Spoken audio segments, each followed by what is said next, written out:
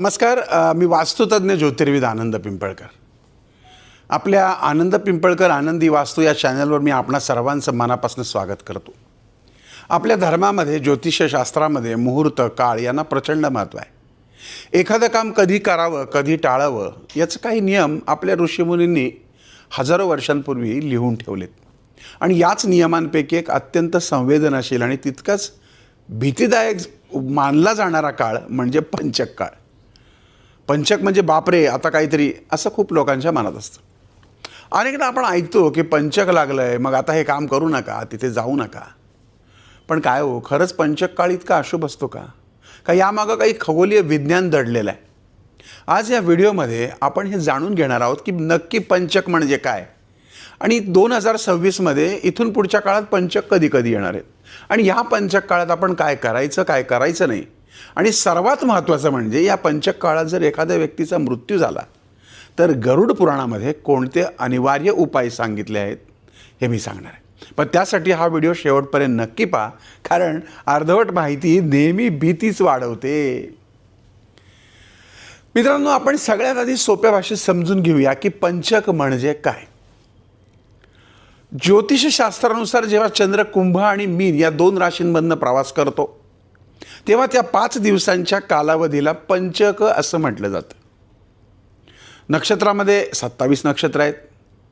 या 27 नक्षत्रांपैकी शेवटची 4.5 ते 5 नक्षत्र म्हणजे धनिष्ठाचा नक्षत्राचा उत्तरार्ध, शतभिषा, पूर्व भाद्रपदा, उत्तर भाद्रपद आणि रेवती नक्षत्र या 5 नक्षत्रांच्या समूहातून चंद्राचा हा प्रवास होतो, म्हणून याला धनिष्ठा पंचक असे म्हणतात. आणि अशी मान्यता आहे की या काळात जी कोणतीही भौतिक कामं केली जातात त्याची 5 वेळा पुनरावृत्ती होण्याची शक्यता असते. आणि तुम्हाला हे माहिती आहे का की पंचक हे प्रत्येक वेळेस अशुभ असतं असं नाही. ते बऱ्याचदा अशुभ देखील नसतं. ते कोणत्या वारी सुरू होतं यावरून त्याचे 5 प्रकार पडतात आणि त्याचे परिणामही बदलतात. रविवारी पडलं म्हणजे जर पंचक रविवारी सुरू झालं तर त्याला रोगपंचक म्हणतात. या काळात आरोग्याच्या तक्रारी वाढू शकतात. सोमवारी सुरू होणारं जे पंचक असतं त्याला अत्यंत शुभ मानलं जातं. याला राजपंचक म्हणतात. सरकारी कामं, मालमत्ता किंवा कायदेशीर कामांसाठी हे यश देणारं ठरतं. जे मंगळवारी सुरू होतं त्या पंचकाला अग्निपंचक म्हणतात. या काळामध्ये घराचं बांधकाम करणं, घराचं छप्पर टाकणं या गोष्टी पूर्णपणे टाळायच्या असतात. शुक्रवारी सुरू होणाऱ्या पंचकामध्ये प्रवासाला मनाई असते. याला चोर पंचक म्हणतात. ह्या काळात मोठे आर्थिक व्यवहार केल्यास त्या पैशाचं नुकसान होण्याची किंवा चोरी होण्याची शक्यता असते. आणि शनिवारी जर पंचक सुरू होणार असेल तर त्याला मृत्यूपंचक म्हणतात. ते सर्वात घातक आणि वेदनादायी मानलं जातं. या काळामध्ये अपघाताची आणि जीवितांची भीती ही सर्वाधिक असते.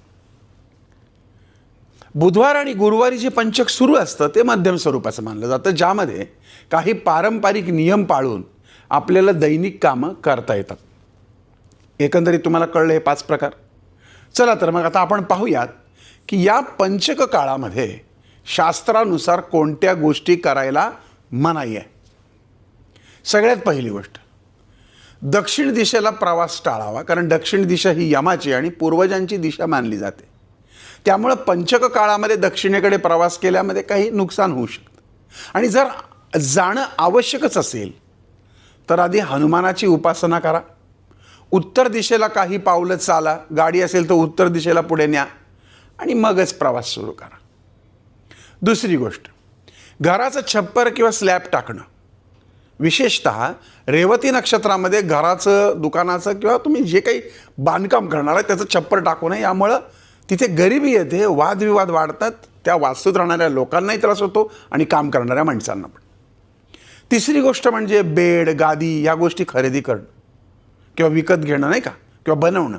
यामुळं घरात मोठा आजारपण किंवा अकाली मृत्यू ओढून आणला जाऊ शकतो असं लिखित आहे. प्रत्येक गोष्ट मी मान्य नाही करते, पण जे काय आहे ते सांगतो. चौथी गोष्ट म्हणजे लाकूड आणि इंधनाचा साठा. धनिष्ठा नक्षत्रामध्ये गवत, कोळसा, ज्वलनशील वस्तू जमा करून ठेवू नका.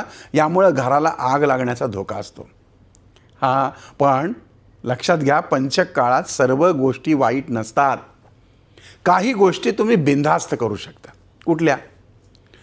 तुम्ही या काळामध्ये लग्न सोहळा, साखरपुडा, ग्रहप्रवेश, मुंडन संस्कार, उपनयन संस्कार हे योग्य तिथी पाहून नक्की करू शकता. तसंच रेवती नक्षत्रात केलेले व्यावसायिक करार मदार, कोर्टाचे वाद मिटवणे हे अत्यंत फायदेशीर ठरतं. कळलं तुम्हाला? आता आपण वळूयात सर्वात महत्त्वाच्या आणि संवेदनाशील विषयाकडं, तो म्हणजे पंचकातील मृत्यू. बऱ्याचदा कोणी मृत पावलं की आम्हाला फोन येतात की काळ वेळ कशी, मग आम्ही म्हणतो की हो पंचक लागलाय, त्रिपाद लागलाय. पण पंचक काळ आपण आज बघतोय, त्यामुळं पंचकात मृत्यू झाल्यावर मृत व्यक्तीच्या आत्म्याला लवकर गती मिळत नाही अशी सर्वात एक मान्यता आहे. आणि असं म्हणतात की जर ह्याच्यावरती व्यवस्थित संस्कार केले गेले नाही, अंत्यसंस्कार, तर पुढच्या वर्षभरामध्ये त्याच घराण्यातील 5 लोकांना मरण येतं, असा पण एक समज आहे. म्हणून याला मरण पंचक दोष म्हणतात. याला पौराणिक गोष्ट म्हणजे रामायण काळामध्ये जेव्हा प्रभू रामांनी श्री रावणाचा वध केला तेव्हाची वेळ ही पंचकाचीच होती. रावणाच्या मृत्यूनंतर त्याच्या संपूर्ण वंशाचा नाश टाळण्यासाठी विद्वानांनी त्याच्या पुतळ्यासोबत 4 प्रतिकात्मक पुतळ्यांचं दहन केलं होतं, असा उल्लेख आहे. या भयानक दोषांपासून कुटुंबाचं रक्षण करण्यासाठी गरुड पुराणामध्ये काही अनिवार्य उपाय सांगितलेत. त्यातला सगळ्यात महत्त्वाचा विधी म्हणजे पुत्तल विधी, पुतळ्यांचं दहन.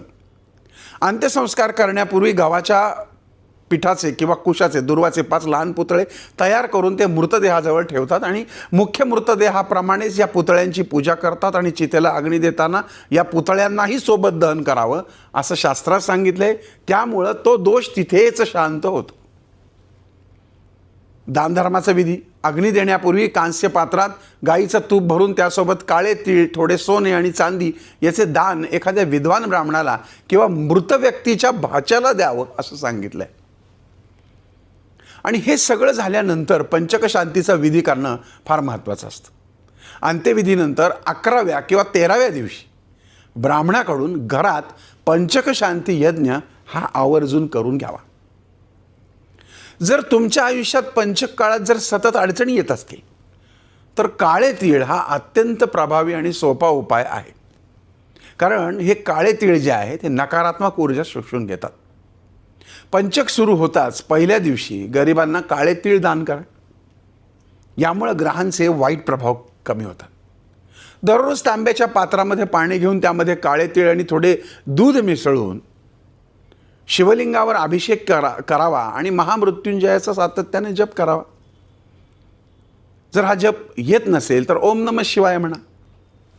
घराच्या मुख्य दरवाजावर लाल कपड्यामध्ये थोडे काळे तीळ बांधून लटकून ठेवा, जेणेकरून घरात कोणतीही वाईट शक्ती प्रवेश करणार नाही. आता आपण पाहूयात या 2026 मधले पंचक काळ कोणते आणि त्याच्या अचूक तारखा. आता जानेवारीपासून मे पर्यंतच्या तारखा होऊन गेलेल्या 2026च्या, त्यामुळे मी ते आता सांगत बसणार नाही. पण इथून पुढं म्हणजे जूनपासून डिसेंबरपर्यंतच्या सर्व पंचकाच्या तारखांचा आढावा आपण घेऊयात आणि या तारखा बऱ्यापैकी ॲक्युरेट.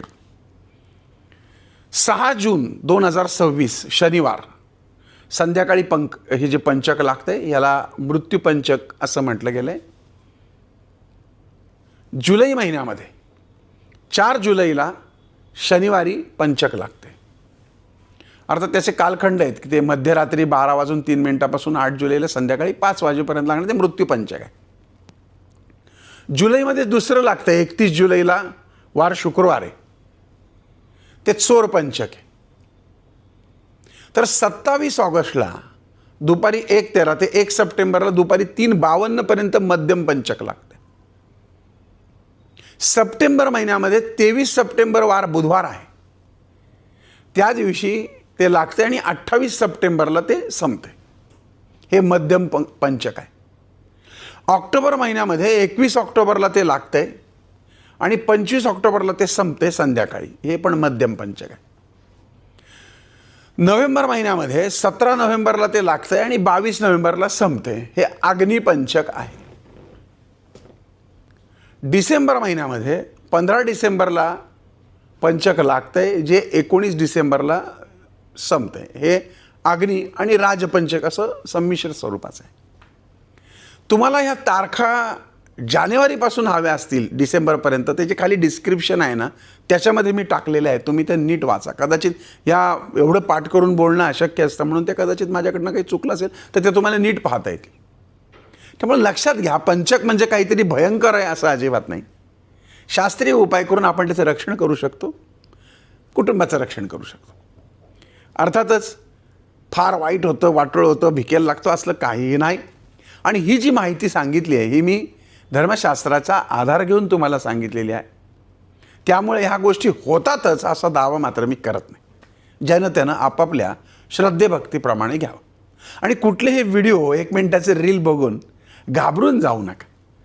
ह्या व्हिडिओज मागचं किंवा ह्या आपल्या धर्मशास्त्रामागचं शास्त्रसंमत काय गणित आहे हे सांगण्याचा मी तुम्हाला प्रयत्न केला आहे.